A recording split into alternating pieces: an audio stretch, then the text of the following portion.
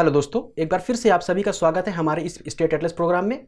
मैं हूं सलमान और आज हम जिस राज्य के ऊपर बनाए हुए प्रश्नों के ऊपर बात करेंगे वो राज्य है हमारा मध्य प्रदेश। यानी कि मध्य प्रदेश राज्य में बीते हफ्ते जो भी खबरें सुर्खियों में रहीं उनके आधार पर मानचित्रों से जोड़ करके किस तरह का प्रश्न बनाया जा सकता है जो कि आपकी आगामी परीक्षा में महत्वपूर्ण साबित हो सके। तो इस एपिसोड को आज हम लोग इसी के तर्ज पर शुरू करेंगे और इस एपिसोड की शुरुआत करने से पहले पिछले अभ्यास प्रश्न को एक बार हम लोग देख लेते हैं। जो हमारा पिछले एपिसोड का अभ्यास प्रश्न था वो ये था, राष्ट्रीय राजमार्ग NH-12 मध्य प्रदेश में निम्नलिखित में से किस मार्ग का अनुसरण करता है। और 4 ये विकल्प दिए हुए थे और इनमें से आप सभी को बताना था कि NH-12 या राष्ट्रीय राजमार्ग 12 निम्नलिखित में से किसका अनुसरण करता है। तो इसका उत्तर देने के लिए मानचित्र पर देखते हैं। अगर मानचित्र को हम यहाँ पर देखते हैं स्पष्ट रूप से, तो जैसा कि जो ये रूट यहाँ पर दिखाया जा रहा है ये जबलपुर रहा और इसके बाद ये कुछ पश्चिम दिशा में बढ़ता है और आगे बढ़ते हुए ये भोपाल, फिर और आगे नरसिंहगढ़ और आगे जाकर के राजगढ़ के मार्ग का अनुसरण करता है और ये आगे बढ़ते हुए राजस्थान राज्य के जयपुर जिले तक जाता है। तो इस तरह से इस प्रश्न का जो सही उत्तर हो जाएगा ए हो जाएगा, यानी जबलपुर, भोपाल, नरसिंहगढ़ और सबसे अंत में राजगढ़। तो ये रहा हमारे पिछले अभ्यास प्रश्न का सही जवाब। तो आइए शुरू करते हैं अपने इस एपिसोड को। उसकी क्या पहली खबर है उसको देखते हैं। पहली खबर है, रायसेन जिला में एल्डरमैन बनने की सुगबुगाहट तेज। ये जो खबर है रायसेन जिले से है। रायसेन जिले में जो नगर निकाय है यहां पर राज्य शासन का प्रतिनिधित्व करने के लिए जो सत्तारूढ़ दल है उसको कुछ पार्षदों को मनोनीत करना पड़ता है, लेकिन इसकी जो शुरुआत थी 2003 से ही की गई थी, लेकिन अभी तक इसका क्रियान्वयन नहीं किया जा सका है। और इस मुद्दे पर फिर से एक बार गर्मा गर्मी होने लगी है, फिर से बातचीत शुरू होने लगी है, तो जिसकी वजह से रायसेन जिले में इसकी सुगबुगाहट काफी तेज हो गई है। तो इसी के तर्ज पर जो सवाल बनाया गया उसको देखते हैं। दिए हुए कथनों पर विचार करें। बेतवा मध्य प्रदेश की दूसरी सबसे बड़ी नदी है। धसान एवं बीना इसकी मुख्य सहायक नदी है। पूछा है उपर्युक्त कथनों में से कौन सा या कौन से कथन सही है या सही है। केवल एक, केवल दो, एक और दो दोनों, उपर्युक्त में से कोई नहीं। तो इसका उत्तर देने के लिए एक बार मानचित्र को देखते हैं, लेकिन इससे पहले आपको बता दें कि जो मध्य प्रदेश की दूसरी सबसे बड़ी नदी है वो बेतवा ना होकर के बल्कि चंबल है। और अगर वही पहली नदी की बात करते हैं कि वो जो पहली जो सबसे बड़ी नदी है राज्य की वो कौन सी है, तो वो है नर्मदा नदी। तो आइए मानचित्र पर देखते हैं एक बार। अगर हम यहां से देखते हैं तो स्पष्ट रूप से इसमें बेतवा नदी का जो प्रवाह क्षेत्र है यानी वो किन किन जिलों में होकर के प्रवाहित होती है और इसकी कौन सी सहायक नदियां हैं स्पष्ट रूप से दिखाया गया है। तो यहां पर जैसा कि हम देख सकते हैं धसान नदी दिखाया जा रहा है और यहां पर बीना नदी, और ये जो है ये बेतवा नदी है। बेतवा नदी जो है रायसेन जिले के कुमरा गांव से उद्गमित होती है। तो यहां से हम स्पष्ट रूप से कह सकते हैं कि इसका जो दूसरा विकल्प है प्रश्न का, धसान एवं बीना इसकी मुख्य सहायक नदी है, तो ये बिल्कुल सही हो जाता है। तो इस प्रश्न का जो सही उत्तर हो जाएगा बी हो जाएगा, यानी कि केवल 2। चलते हैं आगे की तरफ। इंदौर में अब नहीं डूबेगा सूरज, 24 घंटे काम करेगा शहर। इंदौर जिला प्रशासन ने ऐसे बाजारों को जो कि BRTS यानी बस रैपिड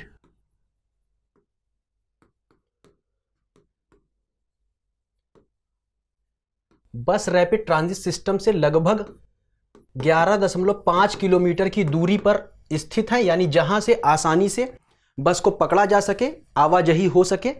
ऐसे बाजारों को 24 घंटे खुले रहने की अनुमति प्रदान कर दी है, जिसकी वजह से लोगों को तो रोजगार मिलेगा ही मिलेगा, साथ ही साथ व्यापार में भी अप्रत्याशित रूप से लाभ देखने को मिल सकता है। तो संबंधित सवाल यह बनाया गया है, दिए हुए कथनों पर विचार करें। पोटाश एवं एल्युमिनियम की अधिकता के कारण काली मृदा का रंग काला होता है। दूसरा है, मालवा के पठार तथा नर्मदा घाटी में इस प्रकार की मृदा अधिक पाई जाती है। पूछा है उपर्युक्त कथनों में से कौन सा या कौन से कथन सही है या सही है? केवल एक, केवल दो, एक और दो दोनों, उपर्युक्त में से कोई नहीं। तो आपको बता दें कि जो काली मृदा होती है इसमें पोटास, एल्युमिनियम के साथ साथ लोहे की भी अधिकता होती है।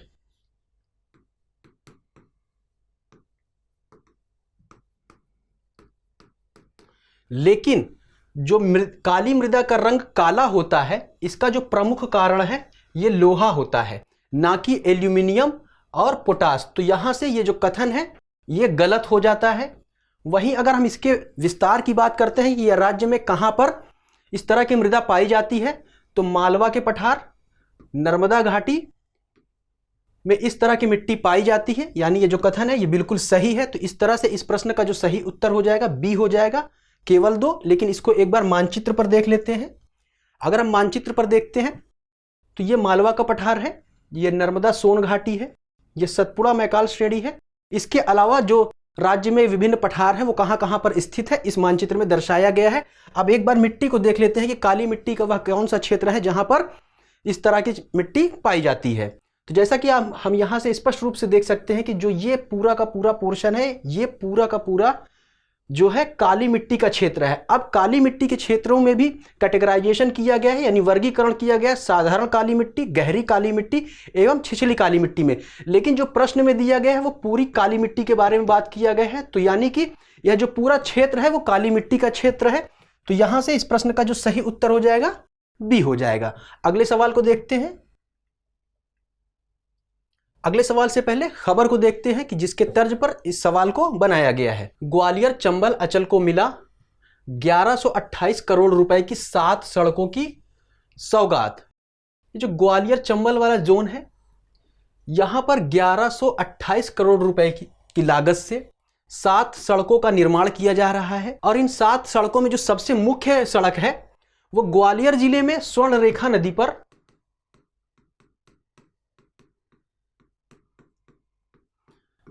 नदी पर एलिवेटेड जो रोड होगी वो सबसे मुख्य मानी जा रही है। और इसका शिलान्यास श्री नितिन गडकरी जी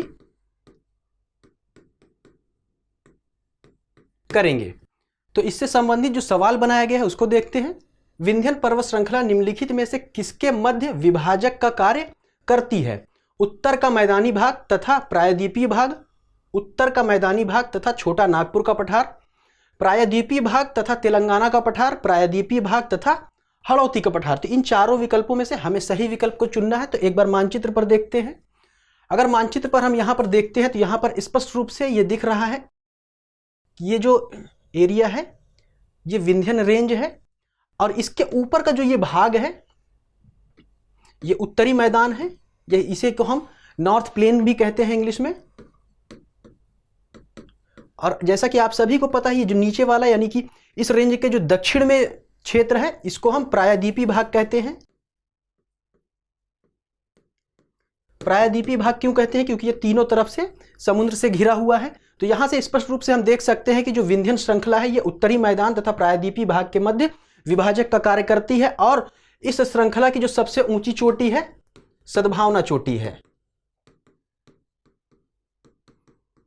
इसी को हम गुडविल पीक भी कहते हैं। तो यहां से जो सही उत्तर हो जाएगा इसका एक हो जाएगा, यानी कि उत्तर का मैदानी भाग तथा प्रायद्वीपीय पठार। चलते हैं आगे की तरफ। अगली खबर है नर्मदापुरम जिले की डोलेरिया तहसील से मुख्यमंत्री जन सेवा अभियान की शुरुआत। नर्मदापुरम जिले में मुख्यमंत्री जन सेवा अभियान की शुरुआत की गई है। अब मुख्यमंत्री जन सेवा अभियान क्या है इसको देख लेते हैं। तो जो भी जिले में गरीब तबके के लोग, तो ऐसे लोगों को राज्य सरकार द्वारा बनाई गई जो भी योजनाएं हैं उनका लाभ मिल पा रहा है कि नहीं मिल पा रहा है, और यदि नहीं मिल पा रहा है तो उन तक उन योजनाओं का लाभ पहुंच सके, इसके लिए मुख्यमंत्री जन सेवा अभियान की शुरुआत की गई है। तो इसके तर्ज पर जो सवाल बनाया गया वो है निम्नलिखित में से कौन सुमेलित नहीं है? एक तरफ बोलियां दी हुई है, दूसरी तरफ संबंधित जिले दिए हुए हैं। बोलियां कौन कौन सी हैं? बुंदेली, मालवी, गोंडी, कोरकू। और संबंधित जिले हैं छतरपुर, धार, डिंडोरी, दमोह। तो अगर बुंदेली बोली की हम बात करते हैं तो ये छतरपुर जिले में बोली जाती है, तो यानी इसका सुमेलन बिल्कुल सही है। वहीं मालवी की अगर हम बात करते हैं, मालवी बोली की, तो ये धार में बोली जाती है, ये भी बिल्कुल सही है। गोंडी की अगर हम बात करते हैं तो ये डिंडोरी में बोली जाती है, ये भी बिल्कुल सही है। अगर हम कोरको की बात करते हैं तो ये दमोह में ना बोली जाकर के बल्कि नर्मदापुरम, बैतूल एवं छिंदवाड़ा में भी कुछ स्थानों पर यह बोली बोली जाती है। तो इस प्रश्न का जो सही उत्तर हो जाएगा डी हो जाएगा। आइए मानचित्र पर इन जिलों को देख लेते हैं। अगर बुंदेली बोली की हम बात करते हैं तो विदिशा, रायसेन, सागर, नरसिंहपुर, दमोह, पन्ना, छतरपुर, टीकमगढ़ इत्यादि जिले में यह बोली बोली जाती है। वहीं अगर हम बात करते हैं मालवी की, तो जो मालवी बोली है वो इंदौर, देवास, शाजापुर, उज्जैन, रतलाम, मंदसौर, धार इत्यादि जिलों में बोली जाती है। अगर गोंडी की हम बात करते हैं तो छिंदवाड़ा, सिवनी, मंडला, डिंडोरी एवं बालाघाट आदि जिलों में गोंडी बोली बोली जाती है। और सबसे अंत में अगर हम कोरकू की बात करते हैं तो ये बैतूल, होशंगाबाद जिसे अब नर्मदापुरम कहा जाता है, और छिंदवाड़ा में भी ये बोली बोली जाती है। चलते हैं अगले सवाल की तरफ। अगले सवाल से पहले खबर को देखते हैं। 8 सितंबर को शहडोल में अंतर्राष्ट्रीय साक्षरता दिवस के अवसर पर शिक्षा के महत्व पर चर्चा करते हुए अधिकारी, कर्मचारियों व विद्यार्थियों को दिलाई गई साक्षरता की शपथ। 8 सितंबर को अंतर्राष्ट्रीय साक्षरता दिवस का आयोजन किया गया था। इस आयोजन में शिक्षा के महत्व के साथ साथ यह भी बताया गया कि यदि कोई भी व्यक्ति साक्षर है तो वो अपने चरित्र का उत्तम कैसे निर्माण कर सकता है, साथ ही साथ अपनी साक्षरता का वो कैसे उपयोग कर सकता है अपने जीविकोपार्जन में। और साथ ही साथ जो विभिन्न अधिकारीगण थे, कर्मचारी थे और विद्यार्थी थे, इनको साक्षरता के लिए शपथ दिलाई गई, यानी कि ऐसे लोग जो कि शिक्षा से वंचित हैं उनको साक्षर बनाने में वो अपना योगदान जरूर देंगे। तो इससे संबंधित प्रश्न बनाया गया है। तालचेर उपक्रम की चट्टानें निम्नलिखित में से किस क्रम की चट्टानों के अंतर्गत शामिल हैं? गोंडवाना क्रम, विंध्यन क्रम, आर्कियन क्रम, धारवाड़ क्रम। तो आपको बता दें कि जो तालचेर उपक्रम है ये गोंडवाना क्रम की चट्टानों का एक भाग है। गोंडवाना क्रम की चट्टानों को 2 भागों में बांटा गया है, एक है निचली, दूसरी है ऊपरी। अब निचली में ही आती है तालचेर क्रम की उपक्रम की चट्टानें। तालचेर जो है उड़ीसा में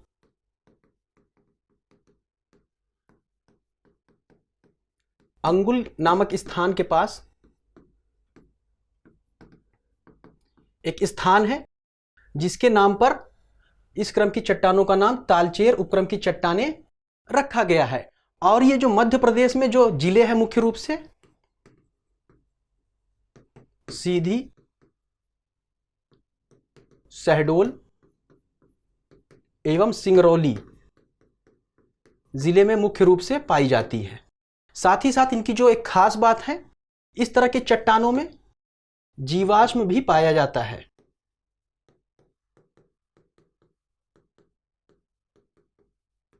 तो आइए देखते हैं ये जिले कहां पर हैं और इस तरह की चट्टानें कहां पाई जाती हैं। मानचित्रों पर एक बार देख लेते हैं। तो शहडोल ये रहा, सीधी ये रही और सिंगरौली ये रहा। तो यहां पर तालचेर उपक्रम की चट्टानें मुख्य रूप से पाई जाती हैं। चलते हैं आगे की तरफ। अगली खबर है, बांधवगढ़ टाइगर रिजर्व के आवासीय कैंप में जंगली हाथियों का उत्पात। बांधवगढ़ टाइगर रिजर्व जो है उमरिया जिले में है। यहां पर जो जंगली हाथी हैं उन्होंने काफी उत्पात मचाया है, जिसकी वजह से जो रेस्क्यू टीम है वन विभाग की उसको काफी उठापटक करना पड़ा इन हाथियों को काबू में करने के लिए। तो संबंधित सवाल है, निम्नलिखित में से कहां चार्जर पॉइंट निर्मित किया गया है? सरदारपुर अभ्यारण्य, बांधवगढ़ राष्ट्रीय उद्यान, घाटी गांव अभ्यारण्य, पन्ना राष्ट्रीय उद्यान। तो आपको बता दें कि जो चार्जर पॉइंट है ये एक बाघ के नाम पर रखा गया है। दरअसल बांधवगढ़ राष्ट्रीय उद्यान में एक बाघ था जिसका नाम था चार्जर, और एक बाघिन थी जिसका नाम सीता था। तो इसी बाघ के नाम पर चार्जर पॉइंट निर्मित किया गया है बांधवगढ़ राष्ट्रीय उद्यान में। तो इस प्रश्न का जो सही उत्तर हो जाएगा बांधवगढ़ राष्ट्रीय उद्यान हो जाएगा। आइए मानचित्र पर देखते हैं कि यह उद्यान कहाँ पर है। बांधवगढ़ राष्ट्रीय उद्यान जैसा कि राज्य में हम ये देख सकते हैं यहाँ पर स्थित है, और ये जो जिला है उमरिया जिला है। ये रही उमरिया की स्थिति। चलते हैं अगले सवाल की तरफ। सवाल से पहले खबर को देखते हैं जिसकी तर्ज पर सवाल को बनाया गया है। कटनी जिले के विजय राघवगढ़ थाना क्षेत्र के एक खेत में मगरमच्छ घुसने से ग्रामीणों में फैली दहशत। खबर जो है कटनी जिले से है। यहाँ पर जो विजय राघवगढ़ थाना क्षेत्र है, यहाँ के एक गांव में मगरमच्छ घुस आया, जिसकी वजह से ग्रामीणों में दहशत फैल गई है, जिसकी वजह से आसपास के इलाके में यह खबर सुर्खियों में बनी है। तो संबंधित सवाल है, सजर पत्थर निम्नलिखित में से किस नदी में बहुलता से पाए जाते हैं। अब सजर क्या होता है, सजर पत्थर क्या होता है? ये काफी अधिक कीमती पत्थर होते हैं जो मुख्य रूप से पन्ना और उत्तर प्रदेश के जो बांदा जिले हैं वहां पर एक स्थान है कमरा गांव। तो पन्ना से लेकर के बांदा के कमरा गांव के बीच जो नदी प्रवाहित होती है जिसमें ये पाए जाते हैं, तो इस एरिया में ये प्रचुरता के साथ मिलते हैं। और जिस नदी में पाए जाते हैं वो नदी है केन नदी। तो इस प्रश्न का जो सही उत्तर हो जाएगा बी हो जाएगा, यानी कि केन नदी। इसको एक बार मानचित्र पर देखते हैं। अगर हम केन नदी के मानचित्र पर देखते हैं तो केन नदी जो है कटनी जिले के कैमूर पहाड़ी, इसी को हम दमोह पहाड़ी भी कहते हैं, यहां से उद्गमित होती है कटनी जिले से, और ये कुछ इस तरह से प्रवाहित होते हैं उत्तर प्रदेश में प्रवेश करती है। उत्तर प्रदेश का जो बांदा जिला है यहीं पर एक चिल्ला गांव है, और इसी के पास जो है ये यमुना में मिल जाती है, यानी कि जो केन नदी है यमुना की सहायक नदी है। तो इस तरह से इसका उत्तर जो हुआ बी है। चलते हैं आगे की तरफ। अगली खबर है, शिवपुरी के कूनो अभ्यारण्य में लड़ सकते हैं चीते और तेंदुए। जैसा कि आप सभी को पता है कि आजकल जो कूनो अभ्यारण्य है शिवपुरी जिले में काफी हाईलाइट है। इसकी वजह यह है कि यहां पर अफ्रीका से 8 चीते लाए जा रहे हैं।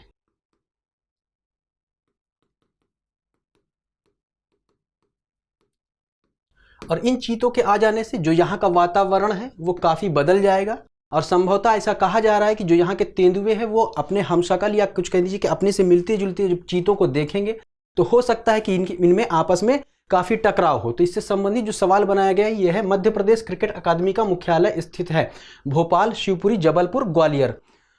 तो जो राज्य का शिवपुरी जिला है यहां पर वर्ष 2016 में क्रिकेट अकादमी की स्थापना की गई थी। इस प्रश्न का उत्तर सही हो जाएगा शिवपुरी, यानी कि बी वाला। शिवपुरी की स्थिति को मानचित्र पर अगर हम देखते हैं तो उसकी स्थिति कुछ ये रही।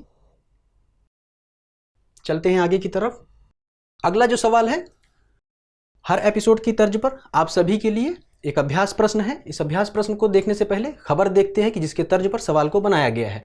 खंडवा जिले में ओंकार पर्वत पर जंगली जानवर की आहट से दहशत। ओंकार पर्वत जैसा कि आप सभी को पता है खंडवा जिले में स्थित है। यहाँ पर ऐसी सूचना मिली थी कि कोई जंगली जानवर है, और जब इसको रेस्क्यू टीम ने वहां पर देखा तो ये बताया कि जो लकड़बग्घा है वहां पर आसपास के एरिया में मौजूद है, और ये कंफर्मेशन दी गई है, जिसकी वजह से जो आसपास का क्षेत्र है वहां पर दहशत का माहौल बना हुआ है। तो इसके तर्ज पर जो सवाल बनाया गया है उसको देखते हैं। दिए गए कथनों पर विचार करें। सुक्ता परियोजना खंडवा एवं खरगोन की सीमा पर स्थित है। इसे भगवंत सागर परियोजना के नाम से भी जाना जाता है। पूछा गया है उपर्युक्त कथनों में से कौन सा या कौन से कथन सही है या सही है। केवल एक, केवल दो, एक और दो दोनों, उपर्युक्त में से कोई नहीं। इसको तो साथियों आपको बताना ही बताना है इसका सही उत्तर क्या होगा। साथ ही साथ आपको उत्तर में यह भी बताना है कि संबंधित जिले जो है वो सही जिले कौन कौन से हैं, क्या यही दोनों हैं, अगर ये नहीं है तो कौन कौन से वो जिले हैं जहां पर सुक्ता परियोजना स्थित है। तो साथियों यदि आपके कोई सुझाव हैं, कोई क्वेरी है तो आप सभी इसके लिए आमंत्रित हैं। हमें उम्मीद है कि आज के एपिसोड में जिन तथ्यों को मानचित्रों के माध्यम से आप सभी तक पहुंचाया गया वो आपके आगामी परीक्षा में महत्वपूर्ण साबित होंगे। तो मिलते हैं अगले एपिसोड में कुछ नए सवालों के साथ, कुछ नए खबरों के साथ। तब तक पढ़ते रहिए, आगे बढ़ते रहिए। शुक्रिया।